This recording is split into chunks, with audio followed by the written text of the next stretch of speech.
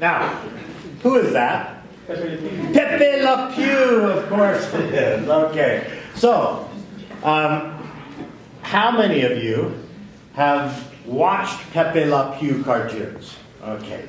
Now, it doesn't matter how many cartoons of Pepe le Pew you watched, because there really is only one Pepe le Pew cartoon. There is only one plot. And you know what it is? The cat wanders into the neighborhood. Somehow the cat gets a stripe painted down her back. And then the chase is on. Pepe falls in love. And he will not take no for an answer. Hello, chérie. All is fair in love and war, eh? I tell you what. You stop resisting me, and I will stop resisting you. This cartoon destroyed an entire generation. Gentlemen, no means no. Pepe is an idiot. Okay? When they say no, you stop. Okay?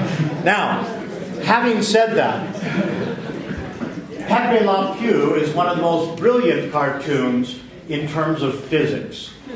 And that's because it had a special problem that we share in physics. We never knew where Pepe was hiding. Well, the cat didn't know, but we at home knew because we could smell Pepe. Now, here's the thing. My TV doesn't stink. Your TV doesn't stink. And yet we could watch the cartoon and know exactly where Pepe was. Because the cartoonists invented lines of stink. And so suddenly you could visualize the smell. Okay? Now, we're going to use this because electric field is something that also you can't see. And so we're going to try to use these lines. We're going to borrow from Pepe le Pew. We're going to use these lines to try to visualize the electric field. Now, you'd always see this wall, and you'd know that Pepe was behind the wall. And if you want to know exactly where Pepe is, just follow the lines to where they get close together. Okay? The closer the lines, the closer you are to the source. Okay? Now, we have a very difficult task. If we try to visualize a gravitational field, it's brutally simple. Every point in this room has a vector associated with it, pointing down 9.8 newtons for each kilogram. Deadly dull. But if I have a positive charge here, and a negative charge there, and another negative charge there, the electric field in the room is very robust and rich. It can be strong in this location, it can be weak over here, it can point this way at this location, it can point that way there.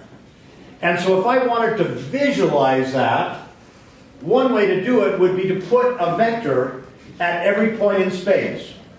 And each of those vectors would have a different length and a different direction. And it would be crowded in here. That's not good. So what we want to do instead is we want to paint a picture that will let us see everywhere in the room where the field is strong, where it's weak, where it's pointing this way, where it's pointing that way. And that answer is lines of electric field. Very much like lines of stink. Now, lines are getting close to each other, the stink is stronger. The electric field is stronger. And what if it's a hot day? On a hot day, Pepe really stinks. And we're going to find that if I've got a big source charge, I'm going to have to represent that with more field lines. The bigger the source, charge-wise, the stronger the field near that source. And I represent a strong field, a stink, with more lines. Now, more stink means more lines. Now, if I have a single source, a spherical point source, if you will. Okay? Just like that.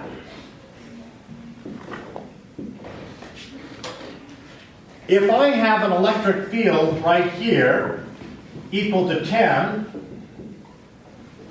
and I went out there about 5 inches, what if I went out 5 inches here? How strong would it be? 10. It would be 10. And no matter where I went, as long as I was the same distance away, I'd always have the same strength.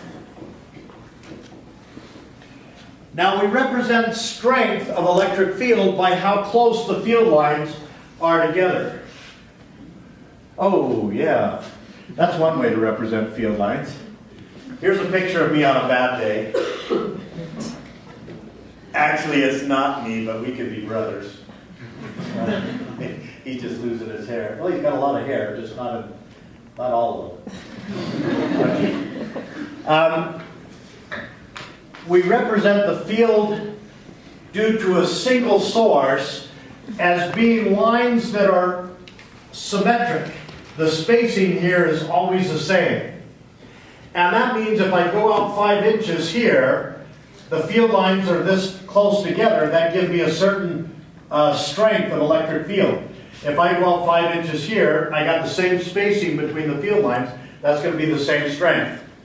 Now these field lines are born on positive charge and go away, and they die on negative charge and they come in and die.